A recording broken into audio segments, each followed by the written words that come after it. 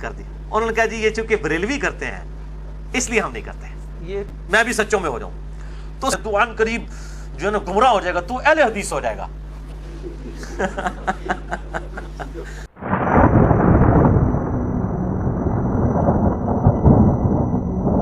پھر turning point میری life کے اندر آیا ہے مارچ 2007 میں, جب میں نے پہلی دفعہ قرآن حکیم کو پری ڈیٹرمنٹ رزلٹس کے بغیر قرآن پاک کا ترجمہ پڑھنا اور سننا شروع کیا. امام کعبہ کی آواز میں فتح محمد جلندی صاحب کا ترجمہ, اور ساتھ ساتھ کنز الایمان امام احمد بریلوی المتوفی 1340 ہجری بمطابق 1921 عیسوی, ان کا ترجمہ پڑھنا شروع کیا.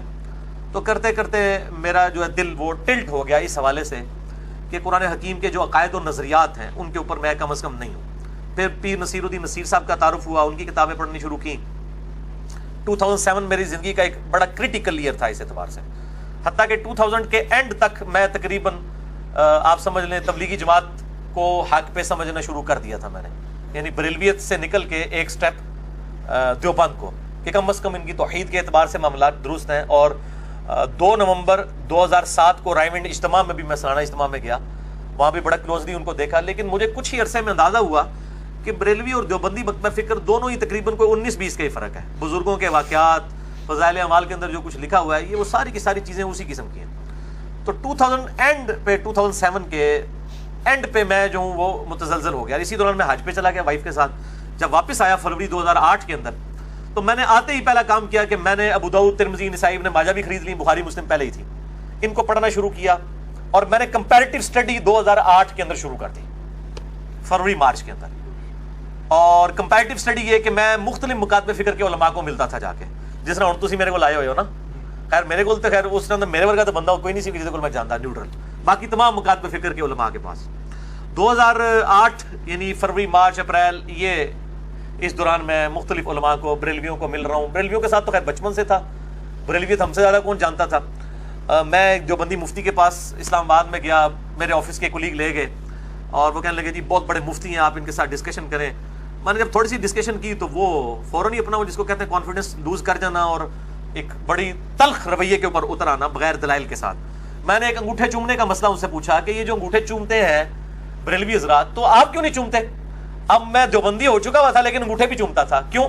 میں اپنے بزرگوں کا کٹر فالوور تھا. میں نے کہا جی وہ رد المحتار یعنی فتاوی شامی کے اندر یہ لکھا ہوا ہے کہ نبی صلی اللہ علیہ وآلہ وسلم کے مبارک نام کے اوپر انگوٹھے چومے جائیں. اذان کا جواب دیتے ہوئے بھی پہلی دفعہ پڑھا جائے قرۃ عینی بک یا رسول اللہ, دوسری دفعہ پڑھا جائے صلی اللہ علیہ یا رسول اللہ. تو میں پڑھتا تھا.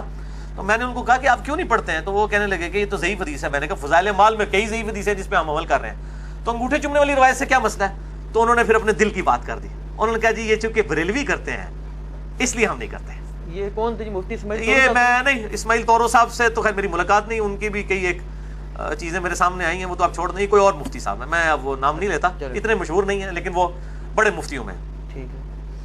اور اسی طریقے سے الحمدللہ مجھے کہنے لگے یہ جس قسم کی تم گمراہ کن باتیں کرتے ہو نا اور ہمارے بزرگوں کے بارے میں, مجھے کہتے ہیں جی آپ اختلاف امت اور صراط مستقیم پڑھ لیں. وہ بریلویوں کے پاس آپ چلے جائیں, وہ کہتے ہیں جال پڑھ لیں آپ احمد یار نعیمی صاحب کی, اور یہ یوسف لدھیانوی صاحب کی اختلاف امت اور صراط مستقیم, یہ سب نے اپنی اپنی ٹیکسٹ بکس رکھی ہوئی ہیں نا. وہ کہتے ہیں آپ جی یہ پڑھ لیں. اور اہل حدیث کے پاس چلے جائیں گے, وہ کہیں گے آپ تلاش حق پڑھ لیں. وہ بھی ایک اہل حدیث ہیں ریورٹڈ, انہوں نے تلاش حق لکھی ہے. شیعہ کے پاس چلے جائیں, وہ آپ کو کہیں گے جی وہ ایک مالکی سوڈان کے سنی سے شیعہ ہوئے تھے, ان کی کتاب اردو میں آ چکی ہے, میں بھی سچوں میں ہو جاؤں, تیجانی صاحب کی. وہ کہیں گے جی تیجانی صاحب دی جناب پڑھ لو, میں بھی سچوں میں ہو جاؤں. تو سارے کو اپنی اپنی کتابیں, کوئی اللہ کی کتاب اللہ نبی کی کتاب نہیں پڑھاتا. انہوں پتہ ہے پہلے مولوی کی کتاب پڑھو تاکہ تمہاری مات ماری جائے. تو مجھے کہنے لگے وہ پڑھے. میں نے کہا میں نے پڑھی ہے, اس کے اندر اتنے بڑے بڑے بلنڈر لکھے ہوئے ہیں. میں نے ایک دو بتائے تو ان کے جناب وہ ادھر سے نا جھاگ چھوٹنی شروع ہوگی, غصے میں آ گئے. وہ کہتے ہیں تو عن قریب جو ہے نا گمراہ ہو جائے گا, تو اہل حدیث ہو جائے گا.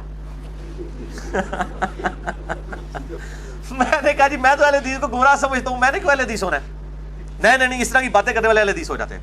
خیر جب ہم نکلے, ہم 3-4 دوست تھے جو یہ ہدایت کا سفر اکٹھا طے کر رہے تھے, تو میرے ایک بھائی کہنے لگے جی آپ اس طرح کریں, اہل حدیث کو بھی چیک کر لیں, ان کو چیک کرنے میں کیا حرج ہے. تو خیر میں اہل حدیث علماء کے بارے میں یعنی رابطہ کیا اور مختلف لوگوں کے نام سامنے آئے. الٹیمیٹلی خیر جس شخصیت تک میں پہنچا, میری خوش قسمتی ہے, شیخ زبیر لیزئی رحمہ اللہ تعالی المتوفی 1435 ہجری. میری خوش قسمتی تھی, اور میں شیخ صاحب سے کہا کرتا تھا کہ اگر میں آپ تک نہ پہنچا ہوتا تو میں اہل حدیث کو پہلے ہی کنکلوڈ کر لیتا بغیر تحقیق کے. بہرحال ان کے ساتھ میری ملاقات ہوئی 28 مئی 2008 کو، اور یوم تکبیر والے دن، یعنی 10 سال ہوئے تھے یوم تکبیر کو. 1998 میں پاکستان نے اٹامک بلاسٹ کیے تھے، اس کو 10 سال پورے ہوئے تھے. اور اسی دن میں نے الحمدللہ پراپرلی جو ہے وہ سنت کے مطابق رکوع میں جاتے وقت، رکوع سے اٹھتے وقت رفع الیدین کے ساتھ نماز بھی شروع کی. بہرحال مجھے اہل حدیث کے ساتھ جن مسئلوں پہ اختلاف تھا، چاہے وہ یزید والا ایشو تھا یا وہ 3 طلاق والا ایشو تھا، اسی قسم کے، اور داڑھی والا مسئلہ، اس طرح کے سارے ایشوز کے اوپر زبیر علی زئی صاحب کا موقف تو وہی تھا جو میں تحقیق کے ذریعے پہنچا ہوا تھا. اس لیے میں نے جو ہے نا وہ ان کو الحمدللہ اس اعتبار سے بڑا اچھا پایا، اور اللہ تعالیٰ نے میری ہدایت کا سبب بھی ان کو بنایا. اللہ تعالیٰ ان کو جزائے خیر دے.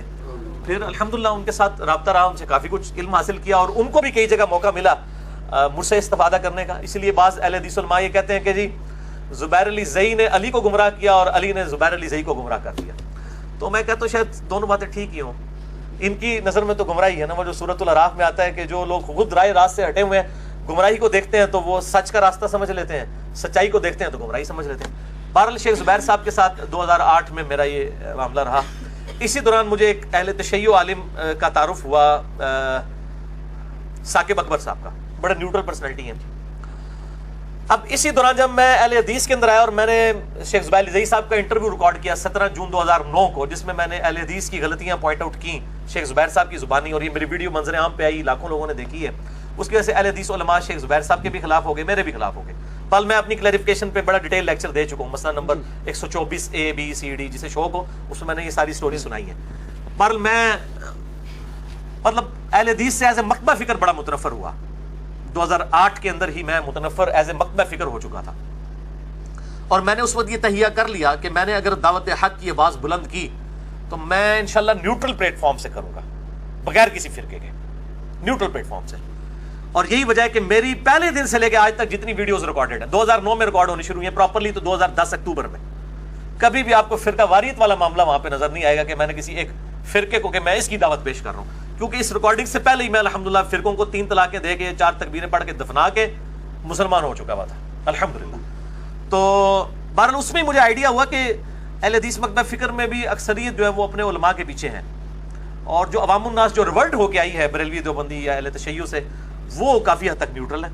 تو بہرحال میں آج بھی ببانگ دول کہتا ہوں کہ آج بھی مجھ سے کوئی پوچھتا ہے آپ نے سوال کیا تو میں الحمدللہ ببانگ دول کہتا ہوں کہ میں جتنے بھی مکاتبے فکر ہیں، اہل سنت کے آف شوٹس ہوں یا اہل تشیع کے آف شوٹس ہوں، حنفی شافعی مالکی حنبلی اثنا عشری ہوں، زیدیاں ہوں، اہل حدیث میں سب سے بہتر حق کے اہل حدیث کے منہج کو سمجھتا ہوں، مسلک اہل حدیث کو نہیں، منہج اہل حدیث کو، یعنی کتاب و سنت اور اجماع کو حجت ماننا. باقی جو اختلاف رائے ہے وہ اپنی جگہ رہتا ہے، ان سے صحیح الاسناد حدیث کی روشنی میں. بہرحال میں لیکن باقیوں کی میں تکفیر نہیں کرتا، باقیوں پہ کفر و شرک کے فتوے نہیں لگاتا، گستاخی رسول کے فتوے نہیں لگاتا. بہرحال جو گستاخیاں واضح ہیں وہ میں پوائنٹ آؤٹ کرتا ہوں.